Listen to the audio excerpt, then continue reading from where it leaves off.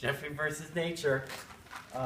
This is an icy hill, and I can't walk down it, but I'll fall and I'll hurt myself. So I invented this. It's called a sled, and you sit on it, and it's going to take me right down there to my van, see?